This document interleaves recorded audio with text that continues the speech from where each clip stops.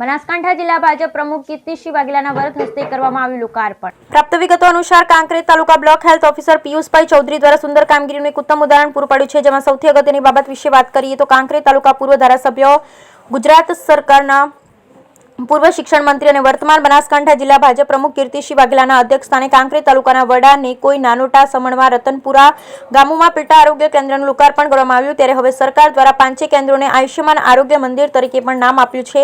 ત્યારે રતનપુરા ખાતે કીર્તિસિંહ વાઘેલાએ રિબિન કાપી લોકાર્પણ કર્યું, જેમાં કાંકરેજ તાલુકા બ્લોક હેલ્થ ઓફિસર પિયુષભાઈ ચૌધરી, બનાસકાંઠા જિલ્લા ભાજપના પૂર્વ મહામંત્રી ભારતસિંહ ભટ્ટેસરિયા, કાંકરેજ તાલુકા ભાજપ પ્રમુખ ઈશ્વરભાઈ પટેલ, મહામંત્રી અમીભાઈ દેસાઈ, સરપંચ પતિ અરવિંદજી ગોહિલ સહિત મહિલાઓ અને પુરુષો સહિત કાંકરેજ તાલુકાના આરોગ્ય વિભાગના કર્મચારી ખાસ કરીને ઉપસ્થિત રહ્યા હતા।